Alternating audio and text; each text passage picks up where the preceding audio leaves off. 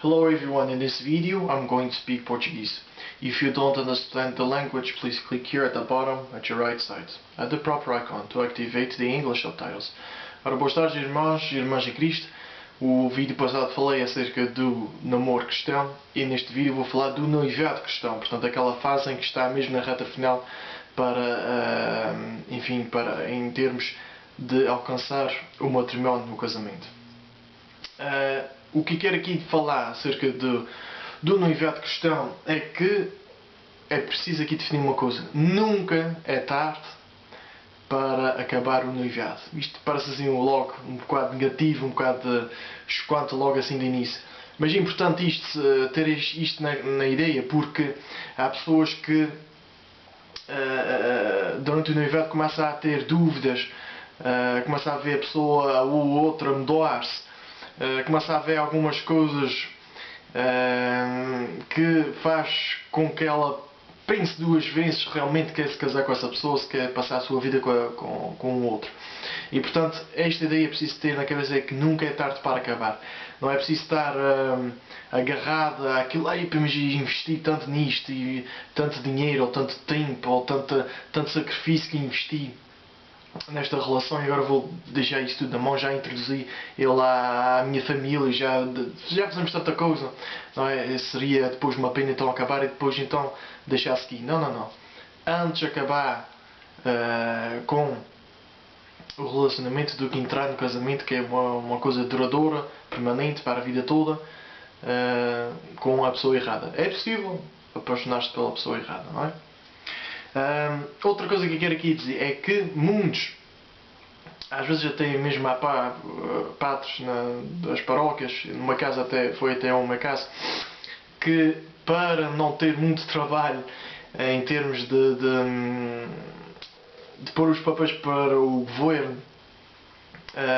mandam os casais, antes de casarem pela igreja, não é? Estamos aqui a falar dos casais católicos, antes de casar pela igreja, mandam os casais casar-se por civil, para depois terem aqueles papéis, para ser mais fácil para os sacerdotes procederem com tudo mais. E há muitos por aí que pensam, estando casados civilmente, já podem viver juntos, já podem fazer o que quiserem, e não é bem assim, meus irmãos, não é assim. Porque o católico só é casado quando receber o sacramento do matrimónio, só quando celebrar na comunidade eclesiástica, portanto na igreja, é que Deus faz aí então o selo nas duas almas desse sacramento de união, e de procriação. Portanto, o casamento civil, estamos casados, mas só aos olhos da sociedade, e a gente sabe que não importa o que somos à sociedade, importa o que somos a Deus, Portanto, atenção também a isso, muita atenção. Bem, eu para este vídeo decidi de basear-me num livro que tenho, comprei isto há pouco tempo, isto já a pensar no futuro, caso algum filho meu tenha a vocação para o matrimónio, então eu comprei este vídeo já a pensar neles, já para os ajudar. Há que transmitir a fé, é importante transmitir a fé às nossas gerações. E há este livrozinho muito pequenino, assim de 100 páginas ou 120 páginas, vamos lá, assim. Comprei aqui no Canadá, portanto em inglês. 101 Tips for Marrying the Right Person. Helping singles find each other, contemplate marriage and say I do. Penso que não há esta versão em português, mas se fosse para traduzir literalmente, vamos assim dizer, seria 101 dicas para casar com a pessoa certa, ajudando, depois do subtítulo, ajudar os solteiros a se encontrarem, a contemplarem o matrimónio e a dizerem o sim final, não é? No dia do matrimónio. E é tem duas autoras, Jennifer Roback Morse e Betsy Careques. Baseei-me aqui um pouco, como diz aqui, são 101 dicas, um livro bastante interessante, bastante ajuda realmente a refletir e a preparar a pessoa para, enfim, discernir a pessoa certa e discernir o que é o matrimónio, o noivado e isso tudo. E terei 11 dicas que eu achei mais relevantes e boas para aqui se falar, para também o vídeo não ser muito, muito longo. Portanto, terei 9%, vamos assim dizer, de livros que está aqui. A primeira dica é rezar, não é? Reza para que Deus te ajude a encontrar o teu futuro esposo ou esposa. Reza, primeira coisa a fazer. Queres ter um bom esposo cristão, queres ter um bom futuro, né? Queres constituir família, queres achar uma pessoa que tenha os mesmos ideais, vamos assim dizer, ou morir dos teus ideais, reza. Né? A primeira dica de todas é rezar. Sempre a oração está precedente a tudo na vida de um cristão. Outra dica. Tenha consciência e esteja preparado para algum nível de imperfeições. Casar com uma pessoa perfeita é impossível, porque nenhum humano é perfeito. Pode existir, talvez, lá está a tal pessoa certa, a pessoa perfeita para ti, não é? Mas não há pessoas perfeitas. Somos todos humanos, somos todos imperfeitos. Portanto, tens de ter consciência de que há imperfeições e tu tens que saber lidar com isso. Não é? Também tens que reconhecer as tuas imperfeições e que o outro também vai ter que lidar com as tuas imperfeições. É bom a gente ter um pouco de reconhecimento, de humildade, em ver que somos também fracos e que o outro terá que sofrer a gente também, não é? E por isso, ao ter esta mentalidade, esta compreensão, é muito melhor, porque assim também vejo o outro com uns olhos diferentes, não é? Vejo que tanto ele tem que sofrer as tuas coisas, portanto dá-te uma certa alento para que também possas sofrer as imperfeições dele, não é? Porque lá está, a gente fala de muitos casais, não é? É engraçado que muitos casais dizem para os solteiros: e para nunca te cases, e para nunca te cases. Ou solteiros que dizem: eu casado, nunca mais, não é? Eu casado, nunca, nunca. Mas vão todos parar o casamento, vão todos, enfim, juntar-se a alguém, não é? Porque o casamento não é um mar de rosas, realmente não é um mar de rosas, porque pessoas diferentes, com feitiços diferentes, com ideias diferentes, têm que agora partilhar tudo, partilhar o espaço da casa, o espaço de guarda-roupa, não é? Aquelas coisas para os homens que, quer dizer, aquelas coisas que o homem tem só um cantinho assim e depois o resto do guarda-roupa é tudo da mulher, não é? Enfim, e outras coisas, não é? A mulher também depois tem que normalmente limpar a nossa louça e isso tudo mais. Portanto, há aqui um conjunto de várias coisas que dá para ter vários, vamos assim dizer, brigas, lutas, enfim, mas o que interessa é que depois possa-se superar isso. É isto que interessa. Portanto, o que é bom? Falar da tua realidade, seja verdadeiro para a pessoa, contar durante o namoro ou noivado, antes de casar, falar acerca da tua personalidade, falar dos teus ideais, não é? Falar da tua visão de futuro. É bom para saber isto, para que o outro possa ver, enfim, o que tens em mente, e também o outro também poder partilhar, para vocês verem e entenderem-se se realmente foram feitos um para o outro para entrar no matrimónio. Terceira dica. Que problemas tens que resolver antes de casares? Não é? Temos aqui, por exemplo, os maus hábitos, como por exemplo a pornografia. Já fiz um vídeo acerca disso, vou deixar depois o link aí embaixo, em que a pornografia é um veneno. É um veneno para o matrimónio. Há muitos estudos que indicam que a pornografia é uma das razões para os divórcios. Não é? Porque a pornografia mexe com tudo. O homem ou a mulher que vê muita pornografia começa depois a criar um certo hábito de que quando vai ter uma relação, quando fazer amor com o seu esposo ou esposa, depois pode ser insatisfeito, porque imagina, tem aquela coisa da pornografia, é tão bom ver, epá, ali no computador, na televisão, não é o quê, epá, é tão porreiro, mas ali na cama, pronto, já não é tanto. Depois tu começas a ver os defeitos da tua mulher, mas ela não faz isto, mas quem me dera que ela fizesse assim, ou quem me dera que ela vestisse assim, e depois, enfim, os estudos indicam que o cérebro é alterado quanto mais vês pornografia, mais te isolas. É uma droga. Até realmente hoje há estados dos Estados Unidos que já classificaram a pornografia como um mal para a sociedade. Já proibiram até de que a pornografia seja pública. Portanto, é um mal neste mundo. E é um mal para um casamento. Okay? Portanto, maus hábitos destes, ou outros, se calhar tens que resolver primeiro antes de entrar no casamento. Se calhar condições financeiras, não é? Ou condições espirituais também. Não é? Tens que ser a melhor versão de ti próprio. Vê se consegues pôr para a frente, tentar ser o melhor que tu podes oferecer, não é? Portanto, resolver todos esses assuntos para entrar bem no matrimónio. Quarta dica. O que queres do teu potencial esposo ou esposa? Faz uma lista das tuas necessidades e uma lista dos teus maiores desejos. É importante. Uma lista de necessidades é aquilo que tu realmente imaginas, desejas, não é? O que é mesmo necessário e aquilo que tu, enfim, queres. Que não seja uma grande necessidade, não é? É bom fazer esta lista, não é? As necessidades têm que ser realistas. É muito importante isto. Realistas, não é? Se escreves lá, tem que casar com uma loura. Não é uma necessidade realista, não é? Que agora, se calhar vais-te apaixonar por uma que não é loura, por uma de cabelos pretos. Não é preciso ser necessariamente, tem que ser uma loura, não é? Há uma necessidade. Interessa que a pessoa, loura ou não, seja boa para ti, não é?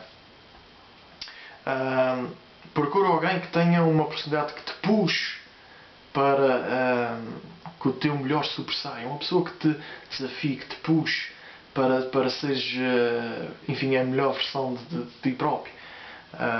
Por exemplo, seja atlético e gostas do ar livre, casa-te, procura alguém que gosta da mesma coisa, gosta de ar livre. Na casa com uma pessoa que seja só uma pessoa caseira, que gosta de estar sempre em casa, a ver televisão e coisa. Portanto, uma pessoa que saia. Tens que definir isto tudo, não é? Isto é só um exemplo, não é? Quinta dica. Não penses que podes mudar o feitio dele ou dela, convertendo-a na imagem perfeita do teu futuro esposo ou esposa que tens na cabeça.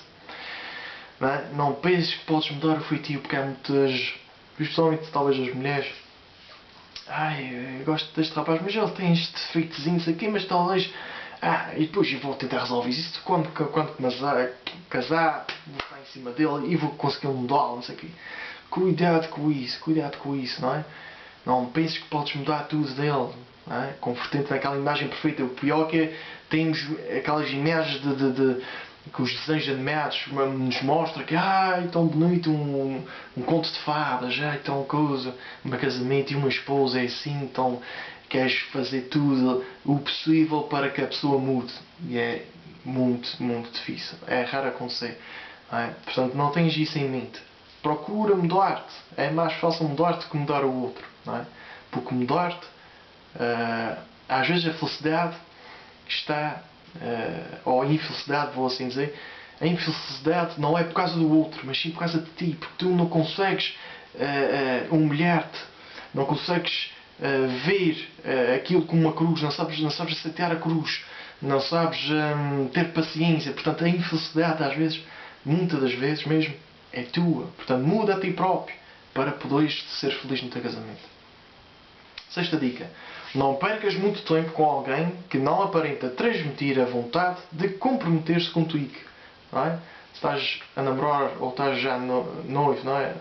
Pessoa, mas tu vês que ele tem dificuldade em comprometer-se, não é? Isto aí é um grande problema. Não é? Tenha atenção a isso. Desmancha esse noivado. Procura outra pessoa. Sétima dica. O teu noivo ou noiva manifesta interesse verdadeiro em coisas que te é importante ou não. Por exemplo, será que ele vai a um evento contigo, mesmo que ele esteja exausto, talvez de trabalho, coisa assim? Será que ele vai? Será que ele faz esse esforço, esse sacrifício?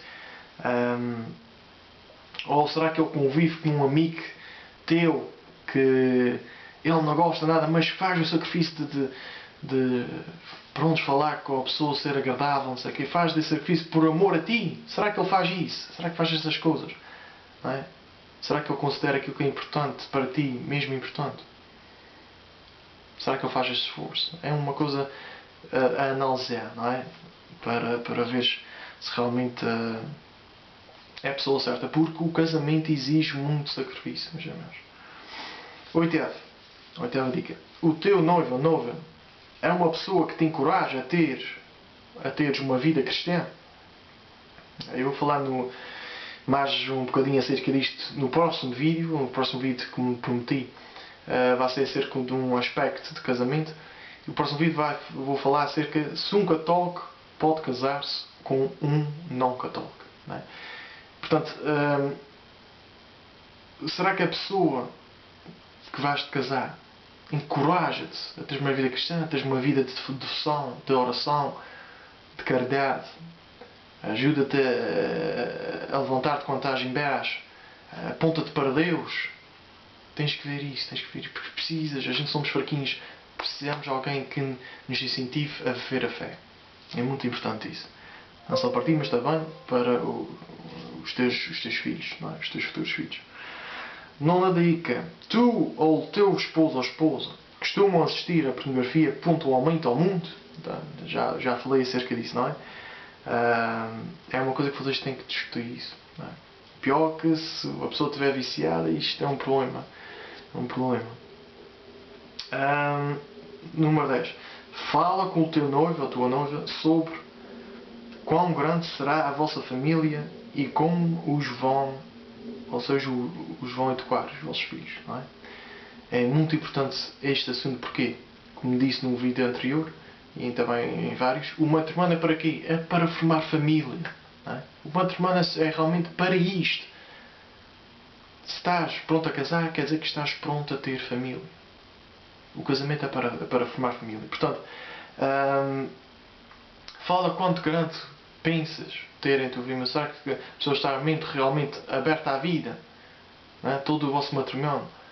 Não é? Eu já falei acerca de que há pessoas que pensam que o ensinamento católico é que a pessoa tem que ter o maior número de filhos biologicamente possível. Não é? Que tem que ter agora 20. Não é bem assim. Não é bem assim. Já fiz um vídeo acerca disso, principalmente da encíclica Humani Vitae do Papa Paulo VI. Vou deixar o link aí em baixo para vocês também assistirem a esse vídeo. É muito importante saber o que é que a Igreja diz acerca disto. É muito importante saber isto. Quantos filhos pensam em ter? Será que estão abertos à vida? A possibilidade de aceitarem os filhos que Deus dará, não é? Porque isso é uma das perguntas no casamento. Aceitas os filhos que Deus te dará? É uma promessa, se assim estás a prometer a Deus exatamente isso, que estás aberto à vida, não é? É engraçado que eu lembro quando fui ao CPM, ao curso para o matrimónio, na Vila das Lajes, na paróquia aí da Terceira. Na altura era o padre António Rocha. E houve, já não sei se acho que era o César Toste na altura, se não me engano, fez a questão a todos ali, os casais que estavam a fazer o curso de casamento, para o casamento, quantos filhos vocês pensam ter? Vocês discutem entre si. Ele diz isso assim: vocês que vamos dar 2 minutos a vocês discutem entre si. Eu olhei para a minha esposa, a gente já sabe a resposta, porque a gente já falamos disso há muito tempo, não é? Mas é uma coisa, para nós era tipo, tínhamos que falar disto, não é? Preciso, porque entrar para o matrimónio sem saber esta grande questão não faz sentido, não é? Então a gente já estava pronto a responder, nem sequer discutimos, olhámos um para o outro, olha, ok, pronto, já sabemos. Mas é interessante que a gente olhamos de rodas e começamos a reparar e uns estavam já quase tipo, mas quantos? O que é que tu pensas? O quê? 3? O quê? Não sei o quê? Não, é só um. Não, não sei o quê. Quer dizer, e fiquei tipo, há pessoal aí que para o mês que vão se casar e ainda discutiram esta questão. E já estão quase uns até a discutir um com o outro acerca do número de filhos. Mas que coisa é esta? Que cá fiquei admirado. Realmente, como é que é possível estar noivos e ainda terem tido esta conversa antes? Houve até um que disse, não queremos filhos. E eu fiquei tipo, olha, já não te vais casar, meu amigo.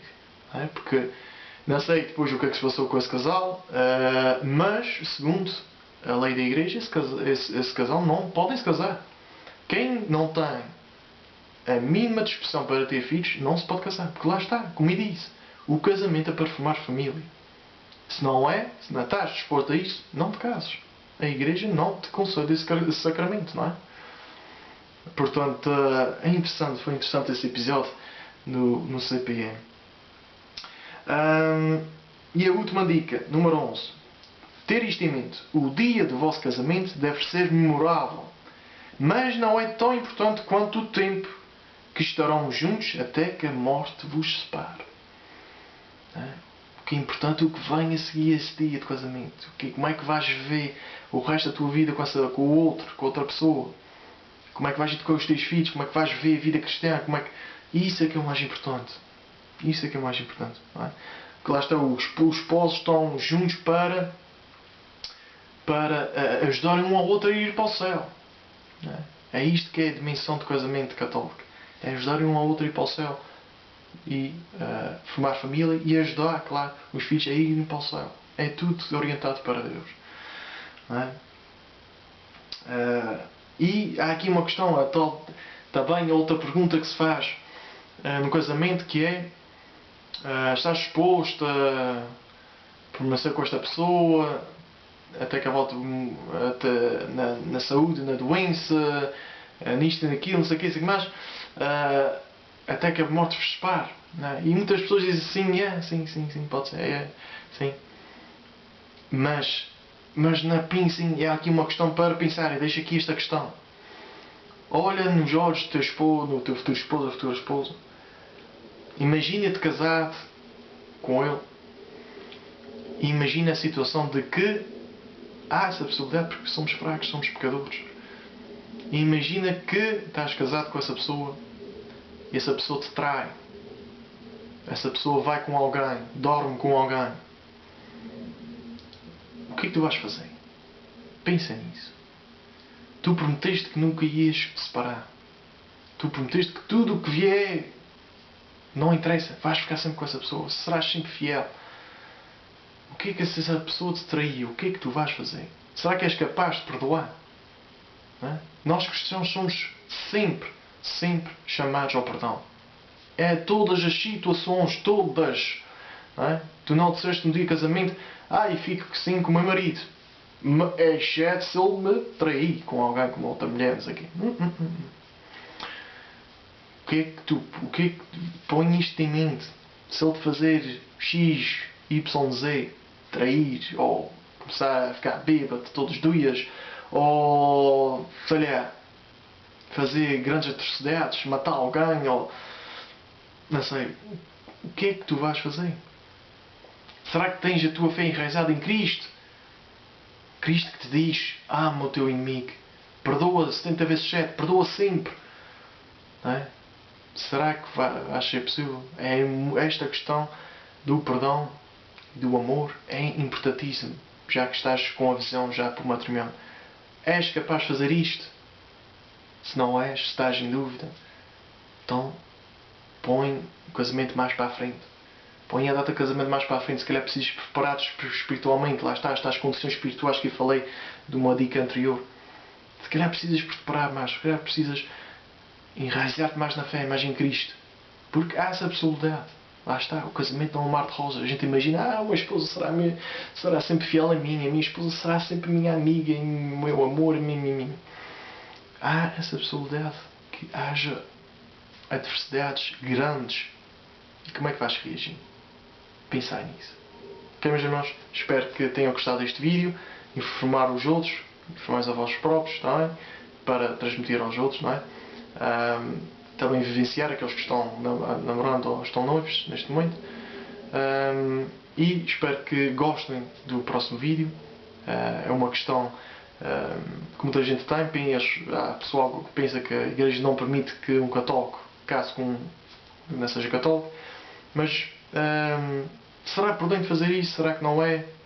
O que é que a igreja diz? Quais são? Eu vou dar aqui a minha opinião e direção e o que é que a igreja realmente diz acerca desta questão que é pertinente. Não é? Porque lá está, o casamento é para a vida toda. Como é que vamos lidar com uma pessoa que não é da mesma fé? Não é? Será bom ou será mau? É uma boa questão. Ok? Até para a semana, se Deus quiser.